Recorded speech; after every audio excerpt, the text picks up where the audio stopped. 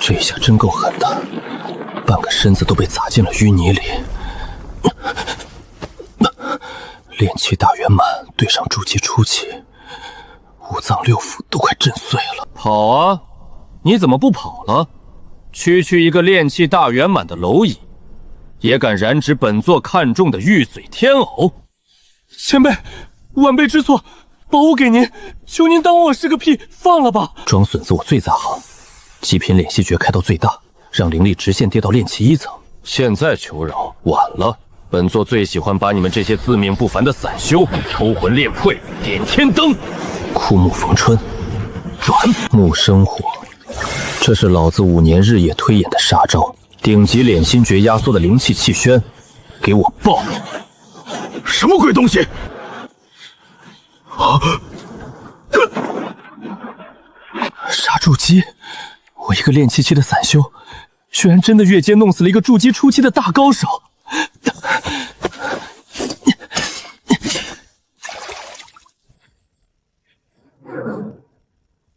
要是退回5年多前，刚在飞云黑市拍下枯木逢春诀，突破炼气7层那会儿，我哪敢想自己敢跨大境界阴死个筑基大修。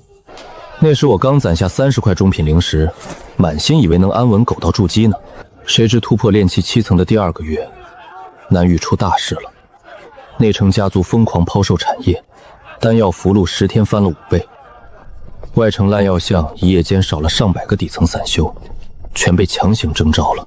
我用小城的枯木逢春诀装成木头，潜入听风阁偷听才知道，魔道血骨门联合叛宗，兵临城下了。最多3个月，留城的散修全得去填魔修的万魂幡。听到这消息，我刚交的3年租金也不要了，新酿的灵酒也不管了，就一个字：跑。君子不立危墙之下，这可是我在青木宗种地时就刻在骨子里的生存法则。连夜挖出所有灵石废丹，把灰葫芦贴身藏好，用易容散和银针把自己弄成个半死不活的6旬老头，再砸10块中品灵石的天价，买了张去星陨群岛的非洲下等舱船票。那里没规矩，妖兽多，但资源最丰富。逃离飞云城那天，下着瓢泼大雨，我混在逃难的人堆里，拼死压住为炼气后期的灵力，伪装成炼气2层的废柴。姓名：修为，出城干什么？老朽孙二狗，炼气2层，飞云城待不下去了，想回乡下凡人地界等死。一个快入土的废柴，滚吧，别挡在城门口碍眼。走出城门10里地，那个青木宗的灵农，飞云城的散侠文武，就彻底死了。坐上破浪号飞舟，我这凡人嗨星之路才算真正开始。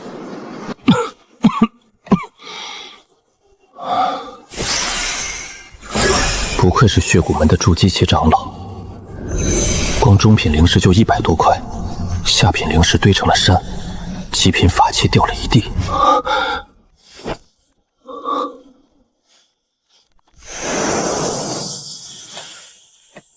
玉髓天眸，炼制筑基丹的3大主要之一，这就是我冒死进赤血秘境的唯一目的。有了它，加上这5年在星海收集的另外2味主药，我的筑基材料全凑齐了。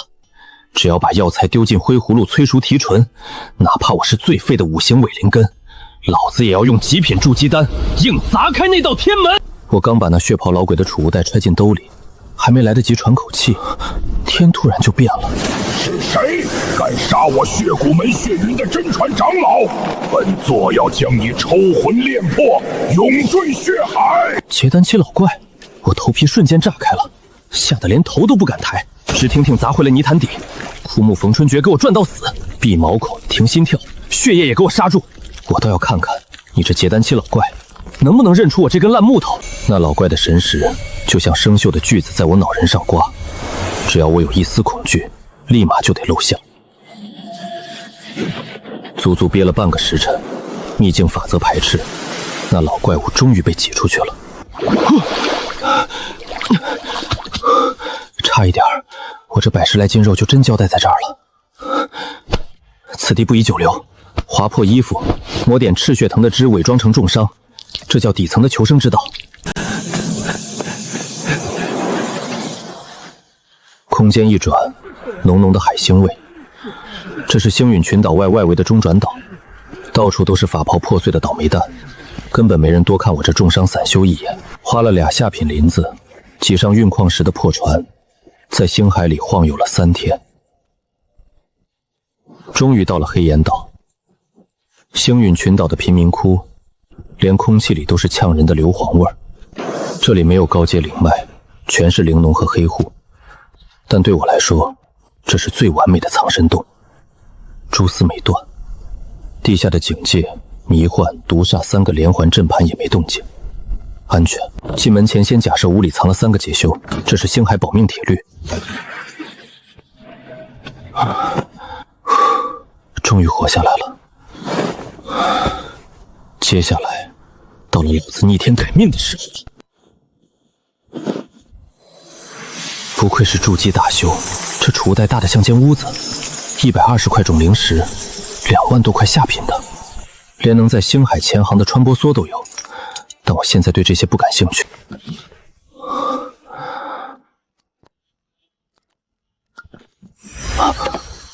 玉髓天藕，3大筑基主要之一，表面3道灵纹，年份才320年左右。想保证成丹率，主要必须500年起步，300年，就算运气逆天也是炼出一炉废丹，更别说我还是个5行伪灵根的废物，年份不够，没关系，我这辈子缺的从来就不是时间。自从吞了上古枯藤残片，这灰葫芦就不光能提纯废丹了，它现在多了一个逆天的能力催熟，里面我攒了整整5滴造化灵液，1滴灵液可抵100年药灵，5年了，我受重伤都没舍得用。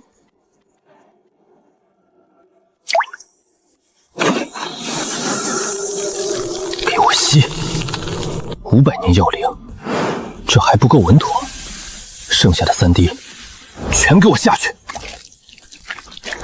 ！700年药灵，拿去星海拍卖，能让金丹老怪倾家荡产的绝景天才地宝。毒药成了，600年的紫后花，我拼着后背被妖兽扯下肉才抢来的；600年的天灵果，弄死修仙家族嫡系抢的；3大主药，42味辅药，全部集齐。3000下品灵石定做的9岩龙纹鼎，换别人凑齐这套材料得像孙子一样去求炼丹大师，但我文武不需要。我不懂炼丹手法，我也控制不好药性融合。别人怕炸炉，怕神药变头渣，但我恰恰就是要让它变成贼渣。百日闭关，就此开始。等我破关之日，便是雷劫降临，龙腾星海之时。炼仙丹得要极品天赋和上百个印诀，还得懂药理。但我炼个废丹，那就简单粗暴了。600年的玉嘴天挠属水，紫后花带毒，天灵果纯火，我直接用控火诀把这3股相克的恐怖药料当面团一样死命揉在一起。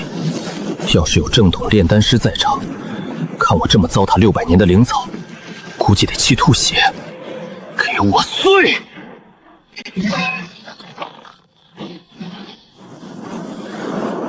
好霸道的毒性，连我的灵力护盾都能腐蚀，完美。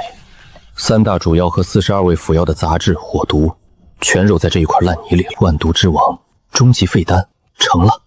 接下来的几天，我什么都没干，只管把精气神调到最顶峰，因为我有预感，这次灰葫芦的提纯动静绝对小不了。5天后，月云之夜。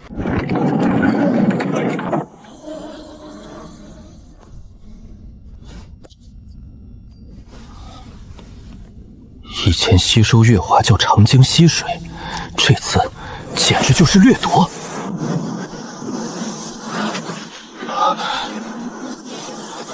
不好，动静太大了！我埋的3个隔绝阵法，连10个呼吸都没撑住，全炸了。这天地异象，绝对瞒不住。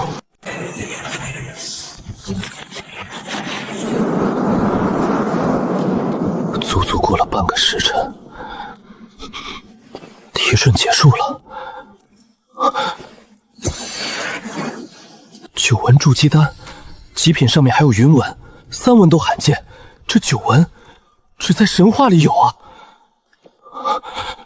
我做到了，我居然真的做到了！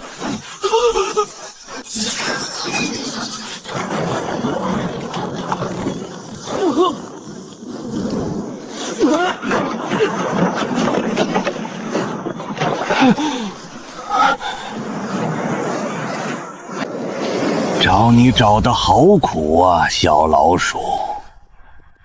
能杀我血云长老，还能抹掉血魔追魂印。本以为是个金丹同道，没想到竟是个炼气大圆满的蝼蚁。要不是刚才这冲天异象引发了血印的最后一丝共鸣，还真让你躲了。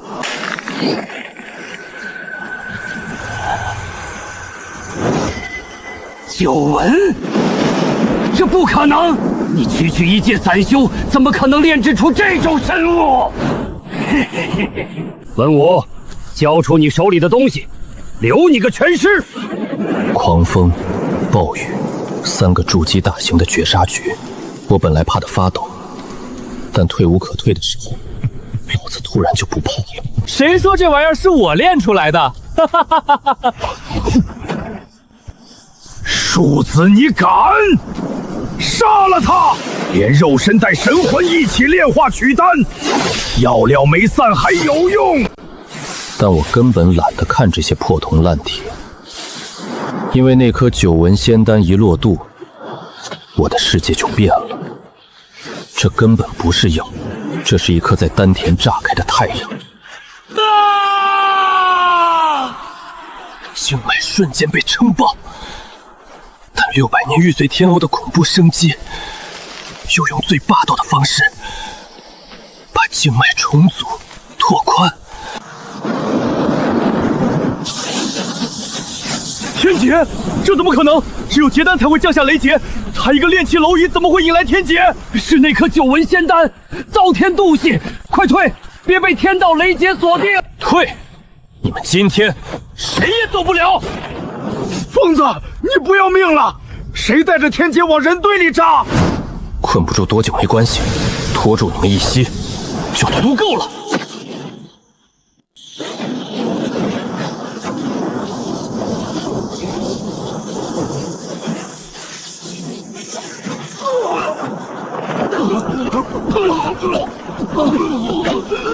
老子完了！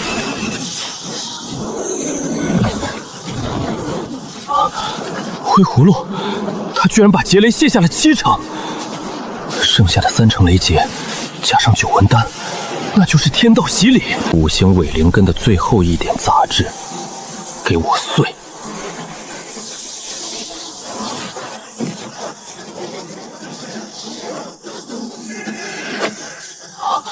液态灵海，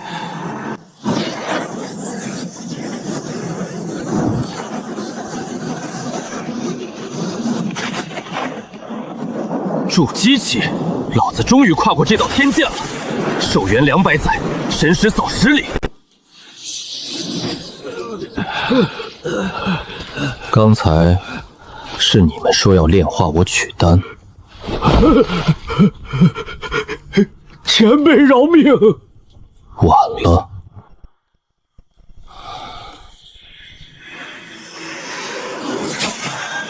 液态真元，这才是真正的神通。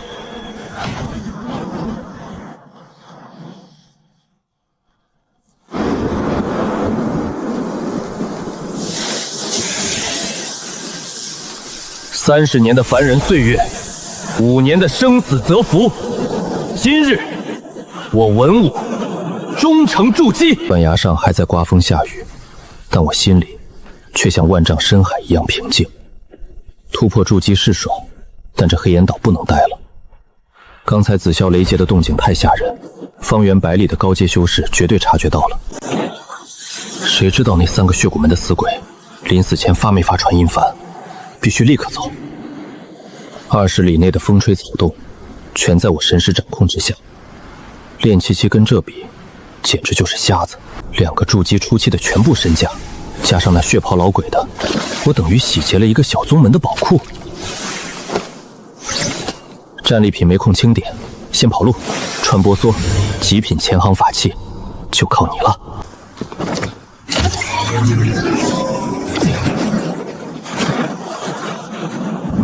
下钱，100丈、300丈、500丈，往乱星海域的深处炸，越远越好。就在我离开半个时辰后，血骨门的高层赶到了，但任凭他们怎么搜山刮海，也找不到我半点蛛丝马迹了。深海潜航，不见天日。我在海底足足逃了半个月，跑出去了5万里，直到中品灵石的灵气耗光，我才在这片连妖兽都不来的死地停下。挖洞布阵，隔绝海水，隐藏气息，到这儿才算真正安全。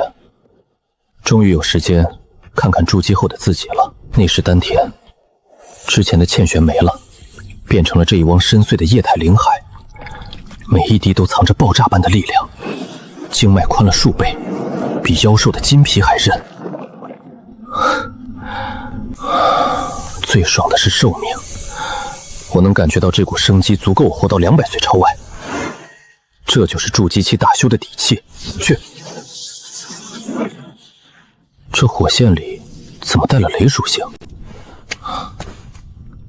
替我挡了紫霄天劫的灰葫芦变样了，藤蔓变成了银绿色，还在冒电火花。空间变大了，吸灵气的速度快了1倍，而且我有一种直觉，以后用造化灵液催熟灵草，极大概率会变异，带上雷劫避邪的属性。好宝贝啊，不但没被劈坏，反而涅槃进化了。这可是我以后在星海安身立命的最大底牌。接下来的整整半年，我一步都没踏出这个海底珊瑚洞。老规矩，清点战利品，中品灵石300多块，下品灵石7万，加上一堆极品法器和阵旗。但我现在却面临着一个极其尴尬的致命问题，功法断层了。我那地摊或青木诀最高只能练到炼气大圆满，枯木逢春诀又只是门敛息秘术。我现在空有一身筑基期的庞大真元，却没功法去运转它们，就像个有了万贯家财的暴发户，不知道怎么花，只能放着发霉。长此以往，修为别说进步，弄不好还得倒退。不能再缩着了，必须去一趟星域群岛的圣城，弄一本最顶级的木术或火术主修功法。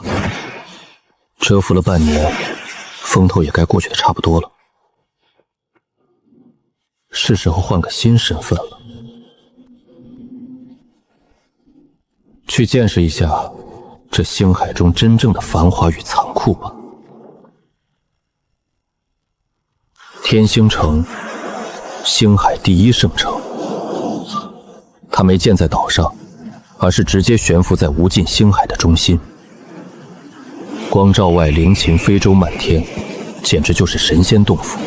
但想进去，不管多财大气粗，都得在下方的接引岛老老实实排队。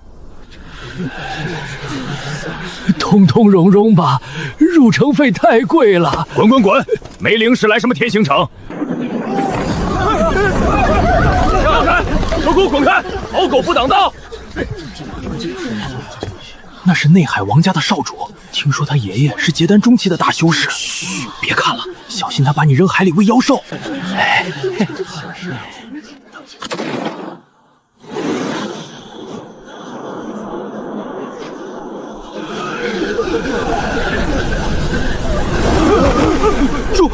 筑基期前辈，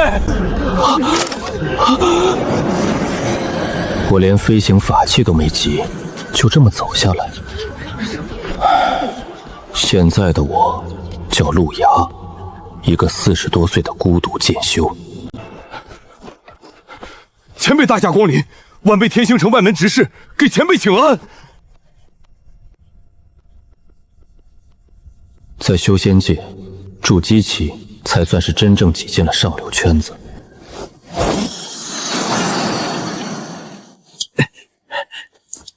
前辈，这是天星城贵宾通行令，永久免入城费，直通高阶交易区。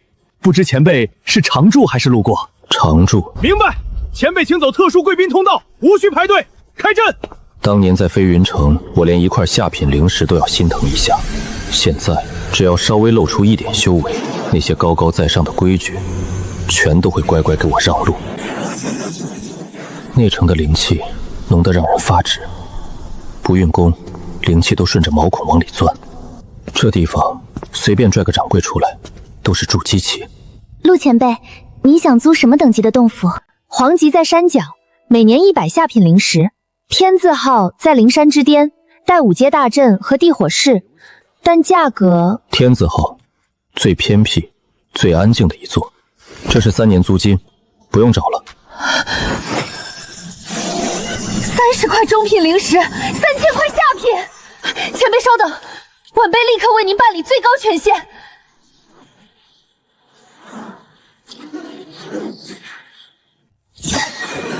地火室、炼丹房、灵兽室，一应俱全。第一步落脚点，搞定。接下来该把手里的灵石变现了。星海商盟甲级拍卖会，有直指金丹大道的顶尖主修功法现世。顶级功法从来都是大宗门的命根子，这次拍卖会肯定会引来一堆老怪物抢破头。看来我还得去弄点能让人疯狂的筹码才行啊。血骨门那几个死鬼留下的垃圾灵草，是时候让他们变废为宝，再现世间了。血骨门长老储物袋里的垃圾低阶灵草，在天星城路边摊都卖不上价，50年到100年的边角料，但在我眼里，这些都是还未开采的金山。来吧，让我看看你涅槃之后到底有多逆天。风掌表皮脱落，身鱼像囚笼一样扎进玉石，但这还不是最惊人的，颜色变了，从暗红变成了极其妖异的紫金色，变异了，自带雷电纹路。在修仙界，年份固然重要，但最让人疯狂的是受极端灵气洗礼的变异。血玉身500年份，补气血，市价800下品灵石，若受天雷洗礼，变异为紫金雷骨身，无价无市，结丹老贵会为之疯狂。我手里这株是1000年年份的，有了灰葫芦，我等于有了一条量产变异1000年灵药的流水线。但我不能贪，匹夫无罪，怀璧其罪，拿出太多会被天星城的元婴老怪直接搜魂夺宝。第2株幻雷预言果，不能提升修为，但能让女修容颜永驻，肌肤带光。那些大家族的女眷绝对会为他疯狂。足够了，只换我竞拍顶级功法需要的灵石。海市神龙，天星城最大的隐秘交易场，只认宝物，不问出处。接待我的是个筑基大圆满的瞎子，但他神识极强，进门瞬间就在扫我。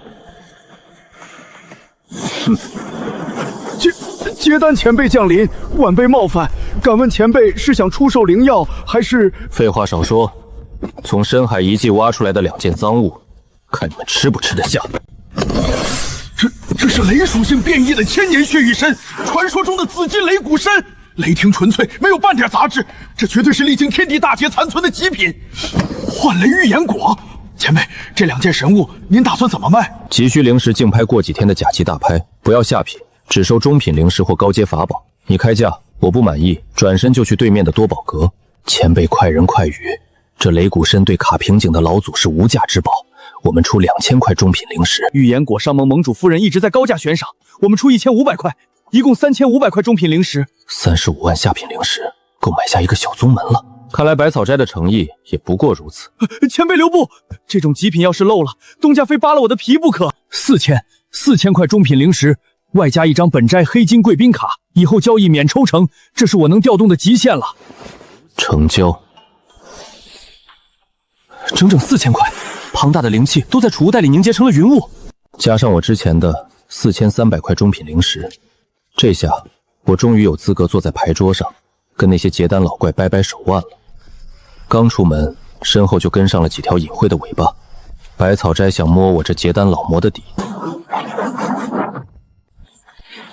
扫了足足3遍，连根毛都没找着，悻悻滚蛋了。万事俱备，只欠东风。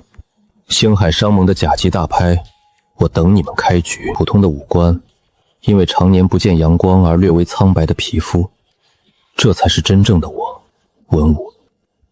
这几天我一直在想一个致命的问题，在天星城还要不要继续易容苟着？这里常驻结丹，甚至有元婴老祖，内城到处都是看破虚妄的高阶阵法，戴着面具或者用功法易容，在炼气期眼里是神秘，但在高阶修士眼里简直就是黑夜里打着火把一样惹眼。最完美的伪装就是不伪装。我是从南域逃难来的底层灵农，在星域群岛没人认识文武，我的真名和真容在这里就是一张彻头彻尾的白纸。既然已经踏入了筑基期，有了走在阳光下的资格，那就用真面目示人。一个坦坦荡荡毫无遮掩的初期散修，反而是最不会引人怀疑的。星海商盟甲级大拍，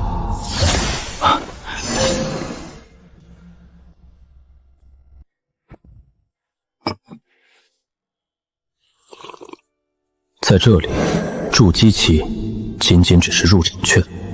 诸位同道，星海商盟甲级大拍现在开始。前半场全是法器、阵盘和丹药，不为所动。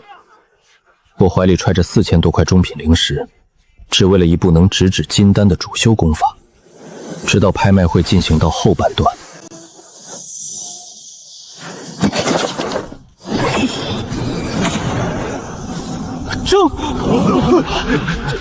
此乃上古剑修遗篇，归一剑诀。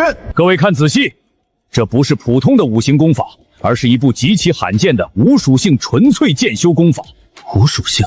我五行灵根驳杂，修丹属性极慢，甚至会走火入魔。但这种无属性只修剑气的功法，简直是为我量身定做。不过老朽必须言明，此功法威力极大，但修炼条件极其苛刻，必须引极其锋锐的金铁之气入体，忍受万剑穿心之苦，铸造剑机，稍有不慎，经脉寸断而亡。1000块中品灵石，每次加价不得少于50块。1000块中品，掏空3个筑基初期，万剑穿心的反噬，更是让惜命的人直接放弃。1100块，1200块，让子弹飞一会儿。1300块，1500块，还有吗？2000块。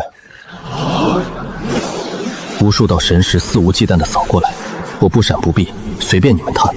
真气平稳，心跳不乱。一个相貌平平的初期散修，眼都不眨砸出2000中品灵石，这种反差只会让他们觉得我背后有结丹期老怪撑腰，是个惹不起的铁板。2000块中品灵石，第1次；2000块第2次，第3次，成交。功法到手，我的筑基之路终于铺平了。回到洞府，我足足闭关了半个月，日夜参悟归一剑诀。这确实是一部霸道至极的功法，将人体经脉当作剑墙，灵力化为剑气。但我很快遇到了瓶颈，想入门必须吸收高阶的金铁之气铸造剑机，城里卖的矿石气息太驳杂，用它们筑基，我这辈子也就废了。我需要天然的、极度精纯的锋锐之物。外面站着3个修士，为首的大汉筑基后期，另外1男1女筑基中期。文道友在吗？在下徐狂，冒昧打扰了。徐狂，不认识，但我毫无畏惧。这是内城，借他100个胆子也不敢强攻。3位道友找文某何事？我们似乎素不相识。哈哈哈哈！文道友快人快话，半个月前道友豪掷千金拍下归一剑诀，徐某可是印象深刻。道友想必此刻正为了寻找金铁之气铸造剑机发愁吧？是又如何？文道友不必紧张，我们这次来是想送道友一场造化。实不相瞒，我们半年前在3万里外的深海宫壑中发现了一处上古遗迹，名为沉渊剑众。那里海底凝聚了大量的天然星辰剑髓，这东西用来铸造归一剑诀的剑机简直是绝配。星辰剑髓，百草录里记载的纯粹到极致的金属性至宝。既然有此等宝地，三位为何不自己去取？偏偏来找我一个素不相识的初期修士。这种天上掉馅饼的事儿，在修仙界就是催命的毒药。文道友有所不知，那入口被一座4象截流阵封锁。这阵法极其特殊，需要筑基前中后期4名修士同时注入灵力开启。我们独缺一名功底扎实的初期修士，普通初期灵力太虚，撑不住阵法抽湿。但道友在拍卖会上面对高阶威压面不改色，根基绝对扎实，滴水不漏，逻辑严密，还顺带捧了我一下。真的只是开阵，真进了一计，他们想捏死我就像捏死蚂蚁。在他们眼里，我是个工具，更是个随身带着2000中品灵石的移动宝库。不过那可是星辰剑髓啊，没它我3年5载都难以入门。即使我杀不了筑基后期的徐狂，但下副本杀人不需要自己动手。可以，不过事先说好，里面的星辰剑髓我要30%，其他的宝物各凭本事。爽快！文小弟果然是明白人。3天后清晨西港口会合，这3天老弟尽可去准备些避水和防御法器。既然你们想拿我当工具人，那就看看到底是谁把谁当做垫脚石了。接下来的3天，我没去买什么防御法器，我去了最阴暗的黑店，重金买了一批极度偏门的引兽香，又用灰葫芦连夜催熟了几株能让人短暂麻痹的剧毒海草。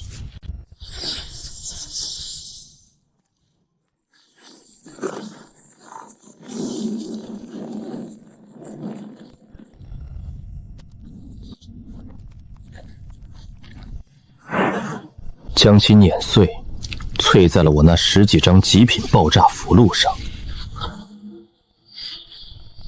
下副本不带点脏东西，怎么对得起他们这番盛情邀请呢？深海3万里，光线已经彻底被黑暗吞噬。徐狂、柳娘，还有那个一直沉默的铁山，我坐在角落，将自己筑基初期的存在感降到了最低。一路上徐狂对我嘘寒问暖，但我能感觉到铁山看我的眼神像是在看一个死人。到了。高达崴杖的青铜巨门，4象截流阵。文老弟战青龙，铁山白虎，柳娘朱雀，我战玄武，听我口令，同时注入灵力。开！一股极其凌厉的剑气从门缝喷出，好精纯的剑气，里面必定有星辰剑髓。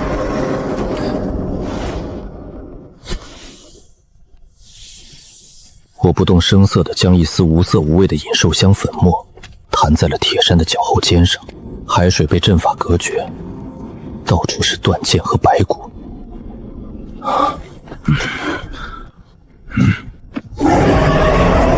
12阶后期的铁甲水系，相当于筑基中期，大家小心！我刻意压制灵力，完美扮演了一个攻击匮乏的筑基初期。文老弟退后，让我来！多谢徐大哥救命之恩，自家兄弟客气什么？但我心里一片冰寒。我分明看到他们交换了一个眼神。1个时辰后，星辰剑髓，但在祭坛前方盘踞着一条银角剑蟒。该死，情报没说这里有银角剑蟒。这气息半步假丹。短暂的死寂后，图穷匕现的时候到了。文老弟，这剑蟒视力差，靠嗅觉感知。我现在需要一个人去左侧全力攻击，引开他食息。铁山和柳娘已经封死了我的退路，只要说个不字，立刻动手。好，既然徐大哥发话，这诱饵自然是我来当。只求拿到剑髓后，别忘了小弟那份。算他识相。哼，可惜连3息都撑不住，准备抢剑髓。这不是攻击符，是我淬了剧毒海草的爆炸符。我没有把他们扔向妖兽，而是反手一甩。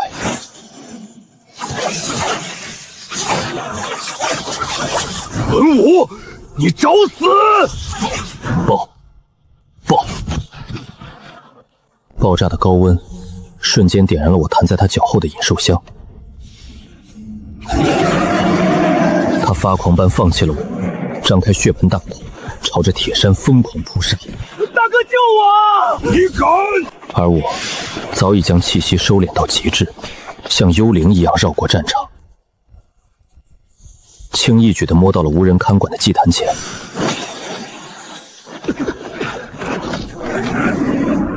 徐大哥，剑随小弟先收下了，你们慢慢玩。文武，我要杀了你！蓝光一闪，我彻底消失在了沉渊剑中。高阶水遁符，一息遁出上百里。我被随机传送到了一处阴暗的海底岩洞，这里水压极强，炼气期瞬间就会被压成肉泥。我立刻布下2套隐逸阵和1套预警阵盘。回想起那个徐狂，确实是老江湖，遇到假丹境第一反应是拿我填胃口。可惜啊，算计仁者，人恒乱之。星辰剑髓紧紧拿在手里，那股内敛的庚金锐气就刺得我掌心渗血。有了它，皈依剑技的第一步就有指望了。现在不能回天星城，徐狂若是逃掉毒我，麻烦就大了。最安全的做法是就地炼化，提升实力。引金铁之气入体，碎经脉，铸剑机。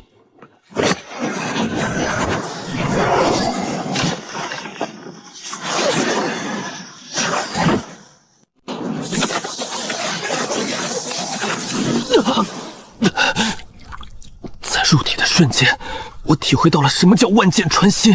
这根本不是游走，是在切割。给我拧！但我低估了上古剑诀的霸道，它极其排斥我体内的伪灵根。如果任由它破坏，不出半炷香，我就会经脉寸断。既然你要破坏，那我就用更霸道的生机来重塑。500年份紫金雷骨参稀释的造化灵水，蕴含气血生机和霸道圣天劫雷霆之力。庞大的生机开始强行愈合经脉。更奇妙的是，天劫雷霆竟然是这星辰剑气的天生克星，它变得温顺了。好机会！成功了，一滴剑气成型。有了第一丝，接下来的过程就变成了痛苦与新生的无尽轮环。我在这里足足闭关了2个月，不眠不休，忍受千刀万剐，直到2个月后，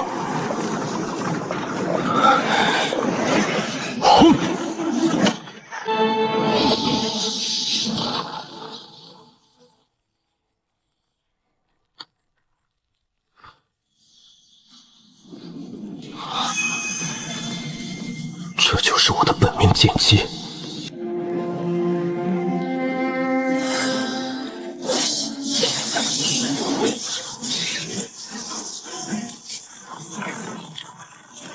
好恐怖的威力，没有前摇，瞬间激发。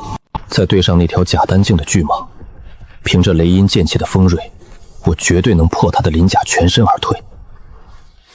更惊喜的是，破而后立，我的修为彻底稳固在了筑基初期巅峰，距离筑基中期只剩一层薄薄的窗户纸。是时候回天星城了，不知道徐狂他们死透了没有。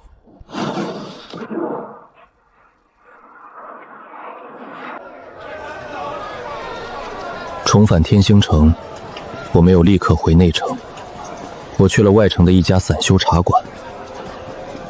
在修仙界，很多时候情报比法宝更能保命。你们听说了吗？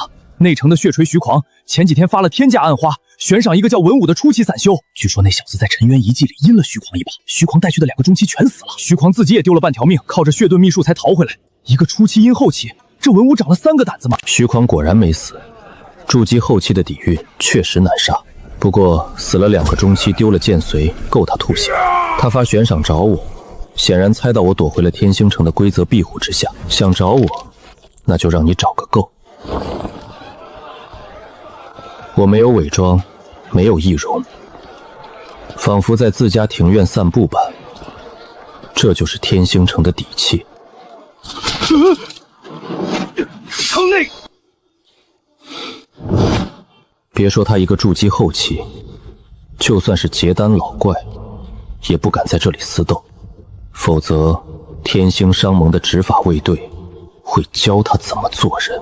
看着那些眼线，我知道徐狂绝对会气得把桌子掀了。气归气，他拿我毫无办法。回到洞府，我开始盘算接下来的路。剑诀入门，实战暴涨，但修为卡在了初期巅峰。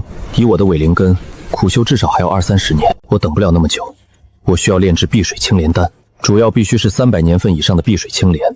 这种灵草只生长在极深的水眼深处，我不需要添加成品，容易引人注意。我只需要一颗莲子或者一株幼苗，剩下的交给他。2天后，我来到了内城大型商铺百草阁。温前辈，您可真会难为晚辈。碧水青莲的莲子，这东西一出世就被炼丹大师抢空了，本店确实缺货。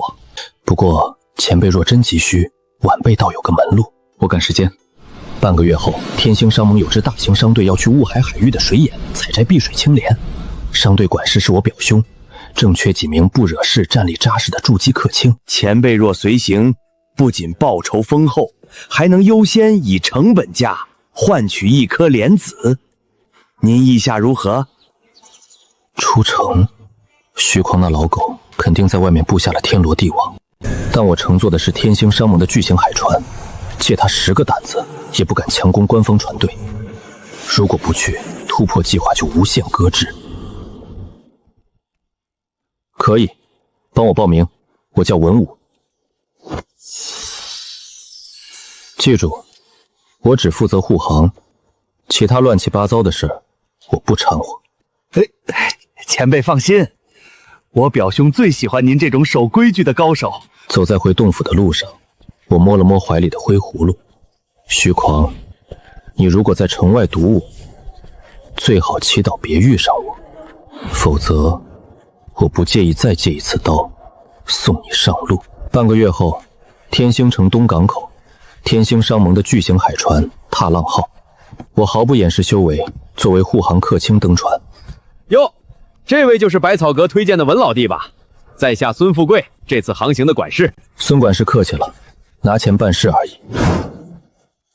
红姑筑基初期，铁手筑基中期。文小哥斯斯文文的，真遇到海兽，可别吓得腿软哦。前10天极其顺利，偶尔遇到低级海兽，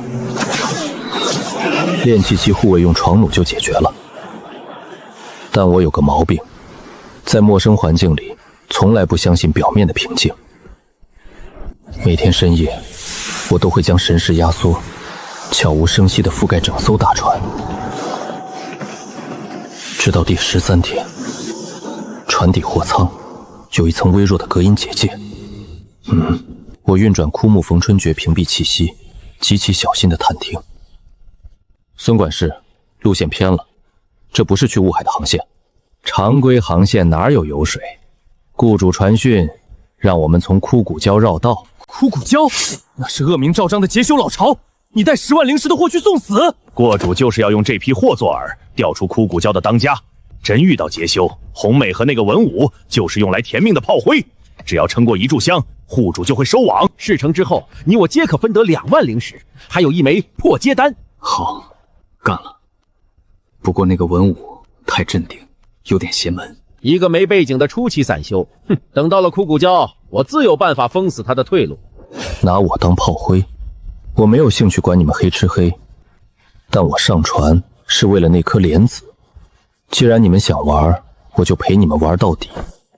不越级杀人，不代表我不能把水搅浑。2天后清晨，全体戒备，进入雾海边缘，提防海兽。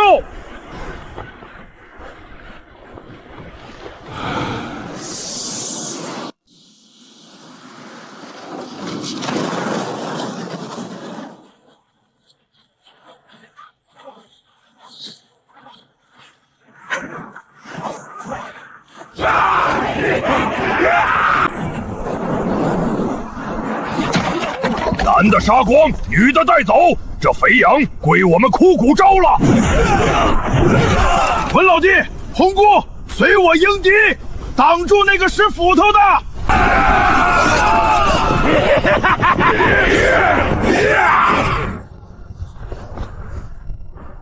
你想拿我当炮灰，那就看看今天谁才是真正的猎人。小白脸儿，去死吧！3名炼气大圆满，配合默契，没有丝毫灵力外泄，纯粹的肉身力量爆发。老三，这怎么可能？肉搏恐怖，好戏才刚开始。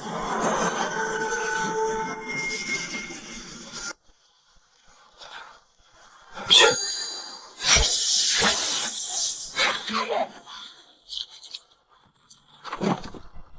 干净利落，毫无拖泥带水。我连储物袋都没捡，因为神识已经锁定了他们。孙管事，铁大哥，救我！果然，拿我们当诱饵拖住杰修，他们好去干见不得人的勾当。想去拿货，那也得问问我答不答应。下副本，大忌是跟大 boss 硬刚，趁乱摸鱼才是王道。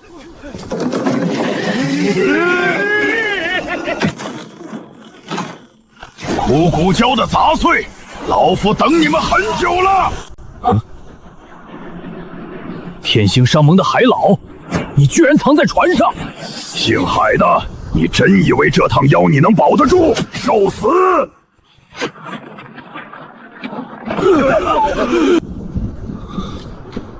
机会来了，我像死物般潜伏，顺着大洞无声溜进底层。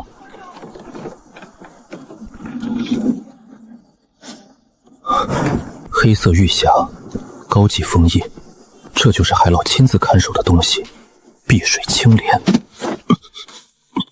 什么人？放下东西！想要东西，去海里捞吧。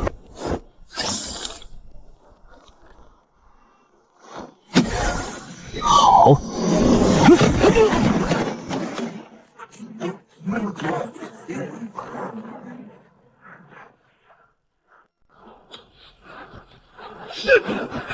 问我，你个疯子！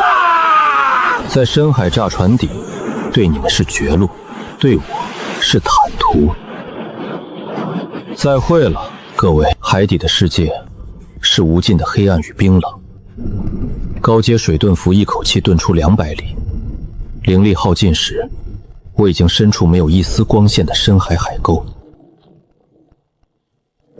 我没有停下，祭出黑晶打造的穿梭梭钻了进去，这才松了口气。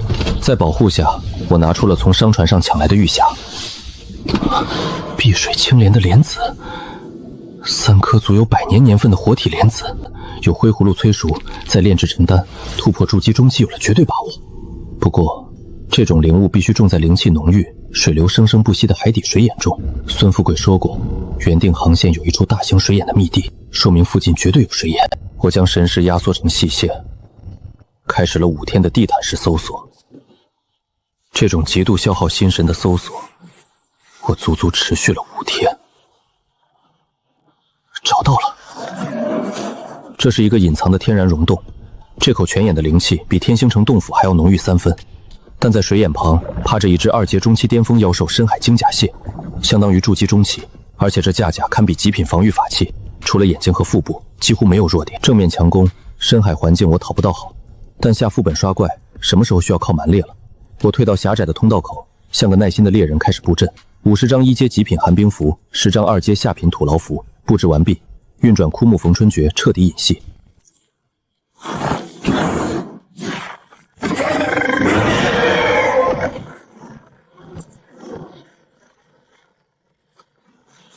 它太大了，通道限制了它的速度。就是现在，起！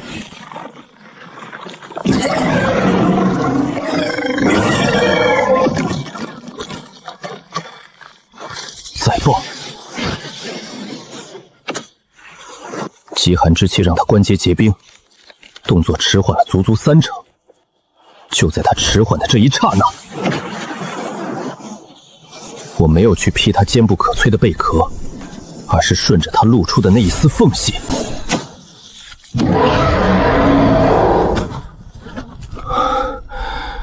这一剑抽开了我近3成的真元，但战果是辉煌的，零伤亡，秒杀筑基中期妖兽。这就是修仙界法则，脑子加算计，永远比蛮干更致命。洞府有了，接下来就是我文武闭关种田，冲击筑基中期的时候了。水眼洞府内被我用阵法布置如同铜墙铁壁，我将3颗碧水清莲的莲子埋入了泉眼的灵壤之中。这里的灵气与活水是种植的绝佳之地，但我等不起它自然生长的数百年。每个月圆之夜，我都会浮上海面，让灰葫芦吸饱月华，凝聚出造化灵液后，我将其滴滴喂给泉眼中的莲子。时间在这深海的黑暗中失去了意义。半年后，水镜中长出的莲花和古籍记载的完全不同了。吸收了雷霆造化液，变异了。紫雷碧水莲，变异灵草药效恐怖，但这玩意儿炼出来的丹药，我这副身骨能扛得住吗？管不了那么多了，修仙本就是与天争命，怕死修什么仙？我拔出灵草，拿出几十味辅药，还是老规矩，终极废丹法。3天后，5颗散发着狂暴雷电毒素的废丹出炉，我没有犹豫，将它们塞进了灰葫芦里。又是一个月圆之夜，当灰葫芦吸收完月华，这不再是普通的丹药，这是3文雷莲丹。拼了！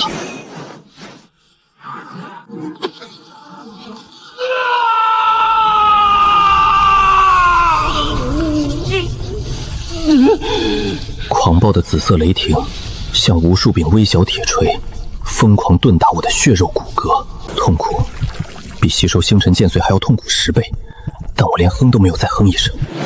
我疯狂运转归一剑诀，用水生木，用雷断金，丹田内的灵海开始以肉眼可见的速度扩张，直到扩张了足足5倍有余。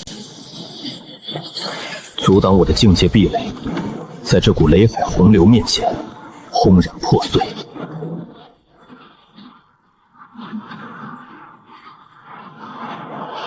筑基中期，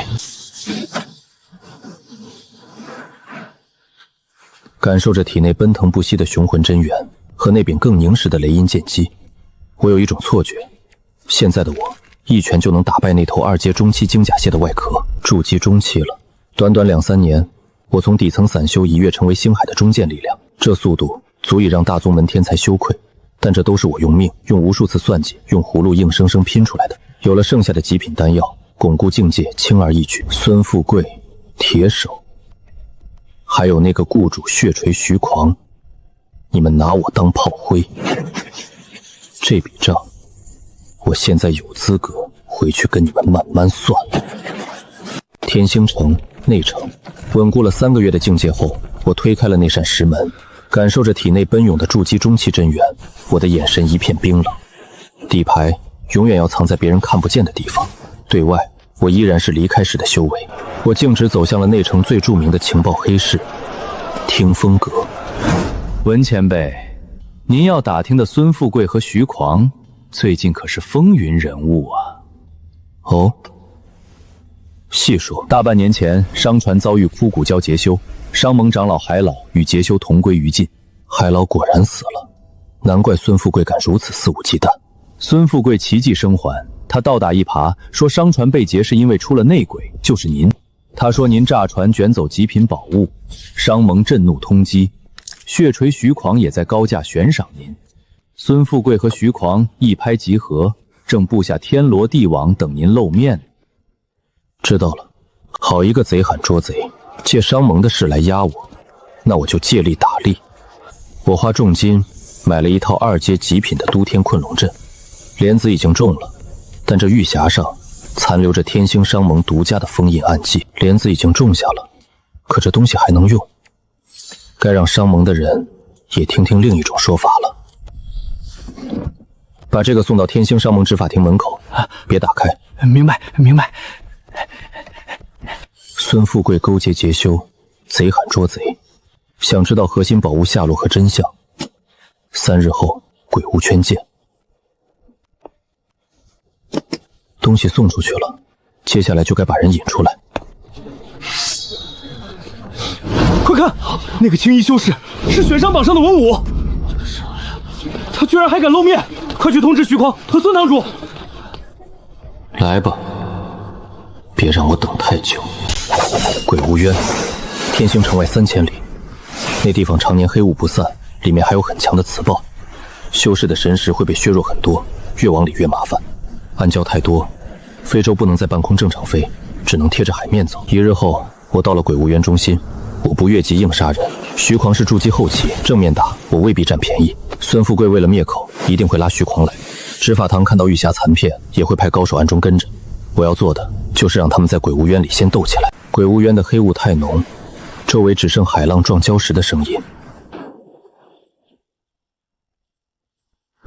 都天困龙阵已经藏进海底暗礁里了，只留一丝生门，够他们自己钻进来。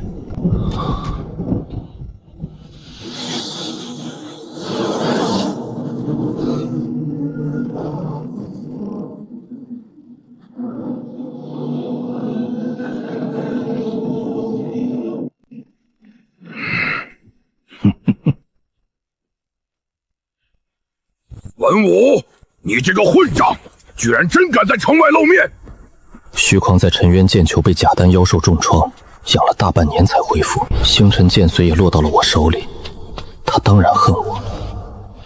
徐大哥，这话就不对了吧？剑咒里不是你让我去当诱饵的吗？我只是跑快了点儿，你怎么火气这么大？少跟他废话！文武，你勾结枯骨礁劫修，炸沉商船，夺走商盟重宝，今天我就替天行道，把你拿下，带回商盟复命。孙管事，这地方方圆百里连个人影都没有，你这戏演给谁看？商船到底怎么沉的，海老怎么没的，你心里真没数。雇主让你走枯骨礁那条航线，不就是为了调人出来再黑吃黑吗？怎么分东西没谈妥，现在就把黑锅扣到我这个筑基初期散修头上？你胡说八道！我胡说？铁手呢？他被炸在底舱，连尸首都没捞上来吧？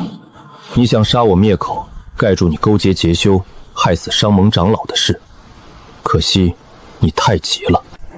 徐兄，别拖了，迟则生变，一起出手杀了他。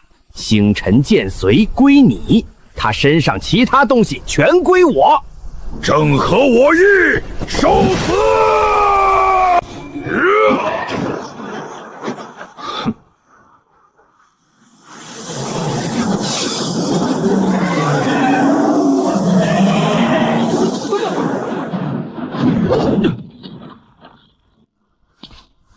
一个筑基后期，一个筑基中期，正面硬接不划算。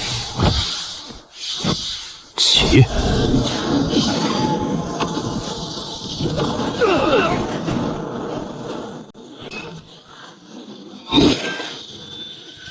阵眼塞了10块中品灵石，这种烧钱阵法没那么容易破。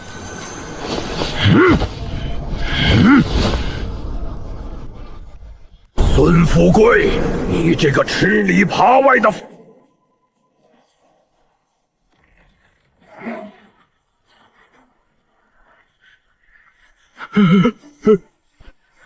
执法堂双杀！来了，2个筑基后期巅峰，离结丹只差1步。文武一鸣传书，老夫原本还半信半疑，没想到真把你的话套出来了。勾结劫修，害死海老，你罪该万死！执法长老，误会，这是那小子的离间计，他手里有。拿下搜魂，一查便知。局势翻过来了。该死！你这混账，居然引来了天星执法堂！虚狂是狂，但不傻。2个筑基后期巅峰在场，他不会硬留。孙老弟，你自己想办法吧。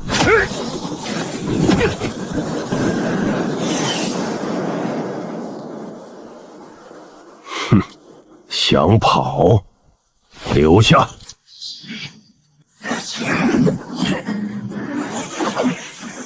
欺人太甚，真当我好拿捏吗？筑基后期斗法，动静确实大。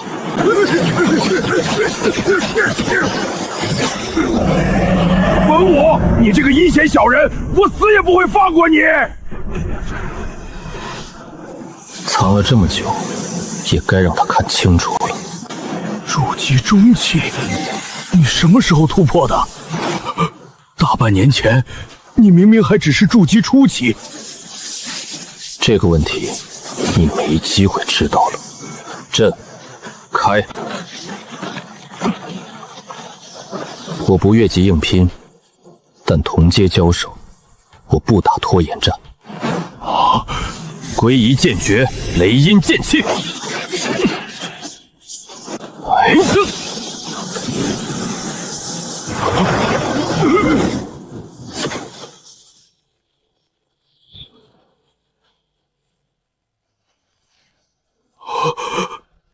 你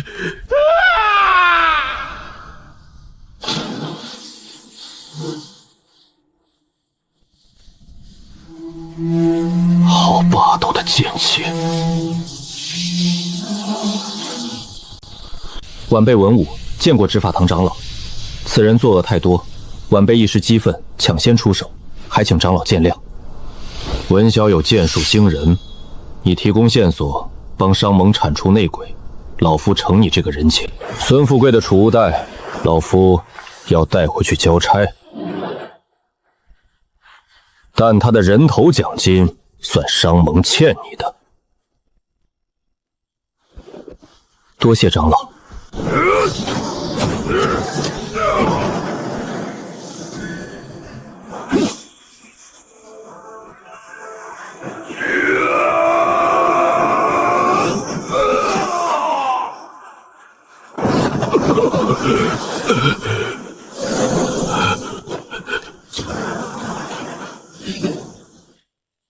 文小友，此人就是黑市悬赏你的徐狂吧？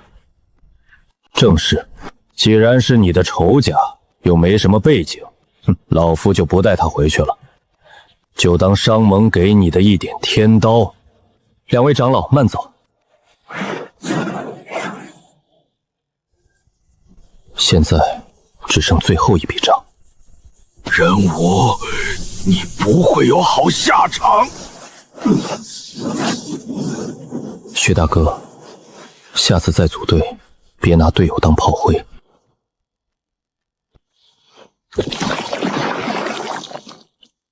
这笔仇算是了了。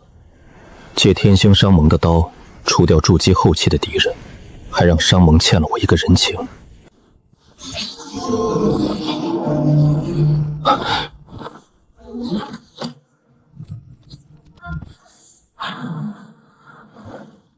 先离开鬼无渊，不能给任何人留下追踪的机会。没有神识跟上来，再走远一点。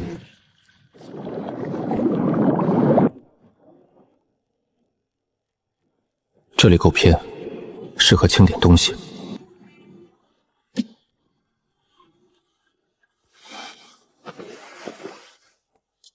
筑基后期的全部身家，怎么也该有点气息。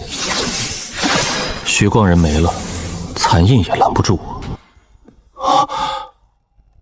我现在也不算穷，可这里面的东西还是有点夸张，真够肥啊！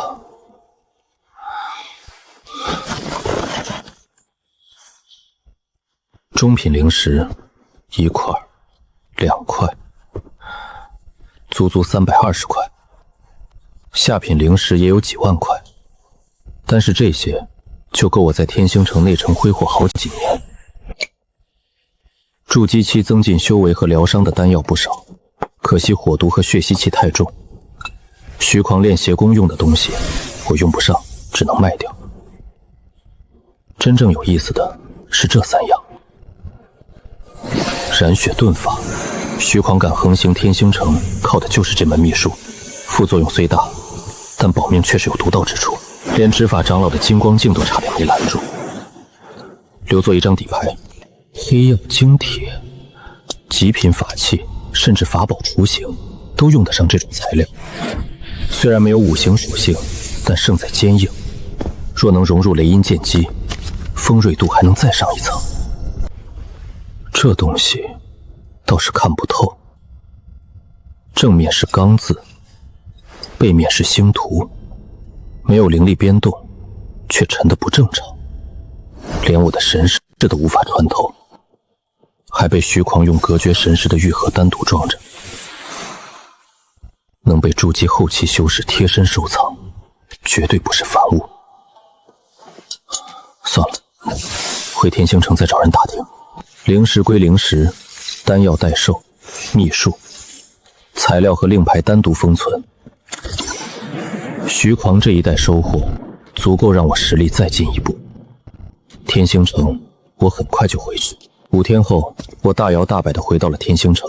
是文武，那些盯着我的眼线倒是跑得干净。听说孙富贵那几个心腹全被公开处刑了，这位现在可不是悬赏犯，是商盟贵宾了。听说商盟的人还亲自去了他家里赔罪。从人人喊打到座上宾，不过几天而已。但我很清楚，他们敬的不是受害者，而是实力。一记雷音剑气，足够让很多人重新掂量我。在天星城，真正能换来尊重的，从来只有修为和杀力。前辈，这是商盟送来的贵宾令。另外，天字号洞府未来10年租金已经全免。有劳，这些好处可以收，但不能飘。真正该弄清楚的是这东西。打听黑市消息，还是换个身份稳妥。外城黑市鱼龙混杂，正适合打听闻不得光的东西。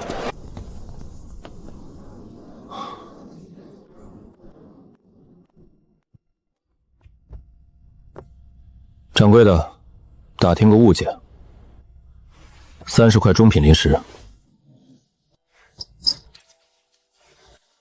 前辈好机缘，这是天罡暗会的入场令。天罡暗会，天星城每隔50年会举办一次超大型官方拍卖会，可那些见不得光的重宝、古修遗迹残片、宗门忌讳的赃物，不能上官方台面。所以官方拍卖会前1个月，几位隐士结丹器老教会联手举办天罡暗会。此会只认令牌，不认身份，难怪徐狂把他藏得这么严。能进去的，最次也是筑基后期巅峰或大家族真正掌权的人物。暗会里可有顶级金属性或雷属性的剑道功法。我的归一剑诀只有筑基初期残片，再不补全，金丹无望。哈哈哈，前辈说笑了。天罡暗会里，别说功法残卷，就算是完整的上古剑修传承，只要你出得起价，也能买到。不过里面极少用灵石交易，大多以物易物，而且那里面全是杀人不眨眼的老狐狸。进去容易，带着宝物活着出来难。明白了。天罡暗会，或许就是我补全剑道传承的机会。天罡暗会，我必须去，不只是为了归一剑具的后续功法，更是为了结丹机缘。可那里最次也是筑基后期巅峰，甚至可能有假丹怪物。自保或许勉强，想从他们手里抢东西就是虎口拔牙。更麻烦的是，我没钱，法宝没有，妖丹只有2阶，普通东西根本打动不了那些老狐狸。看来只能在灵草上做文章了。天罡暗会距离现在还有23个月，23个月对别人只是短关，对我却足够创造奇迹。道友若真要，这绝紫电竹根须50块中品灵石。不到10年，灵性大师在他们眼里就是废物。黑妖晶铁的金器正好用来改造灵田。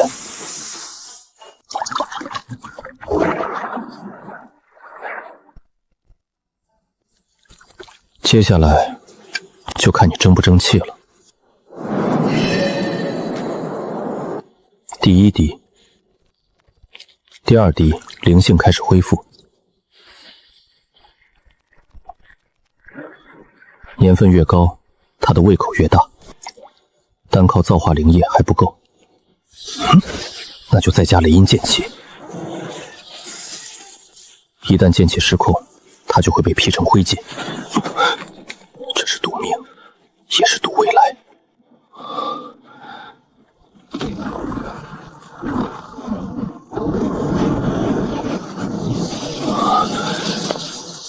吸纳黑妖精铁金气后，他竟然变异了。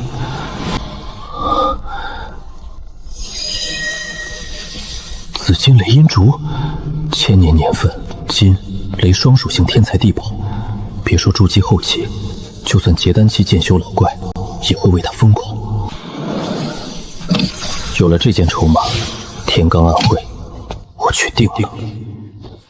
距离天罡暗会开启还有3天，真正属于高阶修士的龙争虎斗要开始了。天罡暗会就藏在天星城地下极深处，这里的天然磁暴极强，神识一旦离体超过3尺，就会被搅碎。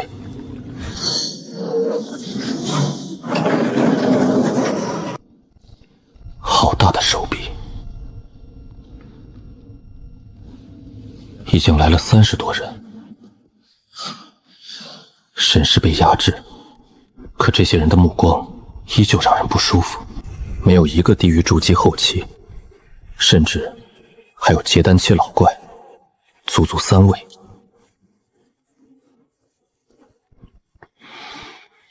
在这里，我绝不能露怯。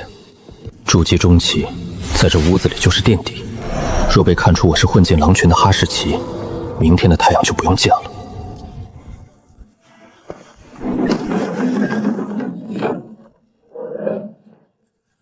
结丹中期，而且比前排那3人更强。承蒙诸位同道赏脸，这一届天罡暗会由老夫鬼搜主持，规矩照旧。老夫拿出宝物，各位叫价，灵石或以物易物皆可。价高者得，强买者杀无赦。好重的杀意！废话不多说，第1件拍品800年份血菩提，可延寿1甲子，并大大增强肉身气血，底价100块上品灵石或同等价值的保命法宝。上品灵石，第1件拍品的底价就秒杀了徐狂全部身家。第1件拍品上品灵石，起拍价我出极品防御法币玄武盾，外加30块上品灵石。我出700年份阴魂木1节，1件护身秘宝，3颗保命丹。血菩提虽好，对我却没意义。只要找到种子，年份灵药对我不是最缺的东西。我来这里，目标只有一个。上古残阵图1卷，疑似出自古修洞府。200上品灵石加1套5星阵旗。结丹期海兽完整骨架，炼器布阵皆可用。残破法宝雏形1件。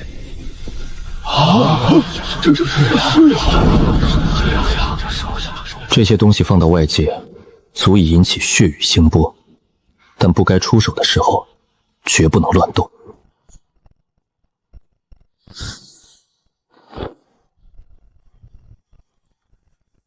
终于要到压轴了，接下来才是真正的重头戏。诸位，这是本次暗会的3件压轴重宝之一，护体灵光。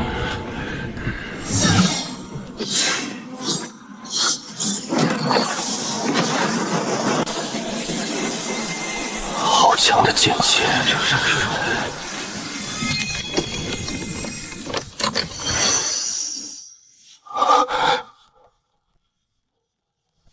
这是雷音剑姬在呼唤他。归一剑诀中卷残篇，以及上古剑修遗留的毒金剑髓残片。此剑诀虽只含筑基中期到结丹初期功法，但威力霸道，在座剑修应当清楚。炼化此物，结丹期之下，剑气几乎无坚不摧。这东西就是为我准备的。中卷补结丹功法，剑随助雷音剑姬彻底成型。此物不换灵石，卖家寿元将近，只要3样东西中的任意一样， 1000年份雷属性天地灵根，增加3成结丹几率的极品降尘丹，或延寿200年的天地奇珍。这3个条件，一个比一个变态。鬼叟前辈，这条件未免太苛刻了。老夫有500年份天雷果，外加200块上品灵石，可否通融？卖家说了，少1天年份都不行，没有就流拍。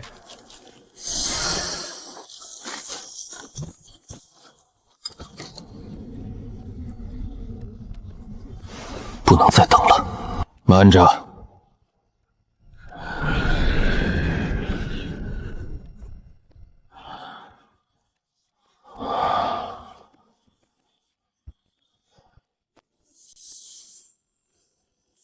只维持1息也足够了。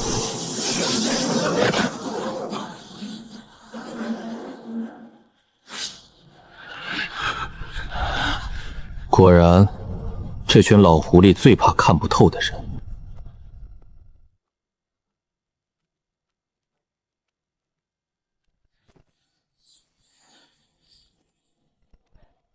1节紫金雷音竹，年份1200年。什么？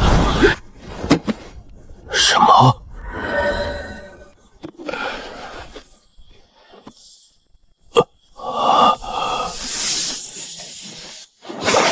只是斩下1节竹节，就已经够心疼了。果真是1000年以上的紫金雷音竹，而且还是变异的双属性，此物价值极高。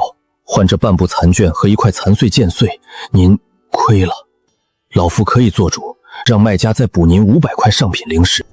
哼，我时日无多，要那些破石头何用？换还是不换？换，立刻换！到手了，别露破绽。没人敢再用神识试探我了。能随手拿出1000年身份变异灵竹的老怪物，在这里就是不能招惹的。3个时辰后，暗会散场。鬼叟为了保护交应者的隐私，开启了12座随机传送阵。一阵强烈眩晕后，眼前景色骤然变了。咸腥的海风，这里已经离天星城足有500里。我没有立刻逃走。跟了我一路，既然到了这荒山野岭，阁下就不必藏头露尾了吧？好敏锐的灵觉，难怪敢在那群老怪物面前露富。正是暗会上那个想用天雷果交换剑诀的剑修，你在暗会里展露的那一瞬假丹威压，确实唬住了鬼叟那帮人，但你骗不了我。我主修的是水镜灵瞳，虽然不能透视你的伪装，但我能看穿你的骨灵和气血。你的真实骨灵绝对不超过40岁，一个40岁的修士，就算打娘胎里开始修炼，撑死也就筑基中期。你那威压是用妖弹取巧弄出来的吧？猜得挺准，可惜死人不需要知道真相。把你身上剩下的紫金雷音竹交出来，1节竹节就是1200年份，你手里绝对还有竹根，交出来，我给你留个全尸。否则怎样？找死！筑基后期巅峰剑修全力一击，威力确实恐怖。越级对战很难，但如果地形合适又做足准备，那就另当别论了。你既然修炼水属性功法，难道不知道水是可以导电的吗？都天困龙阵起！是吗？报！这座荒岛现在就是封闭水牢。皈依剑诀，转！狂暴紫雷，全给我进去！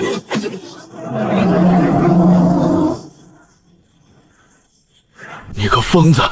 这种无差别攻击，你自己也会被电死。不好意思，我这雷认主。雷音剑气破！他到死也想不明白，自己为何会被筑基中期一剑秒杀。你很聪明，看穿了我的伪装，可惜你算漏了我的外挂和脑子。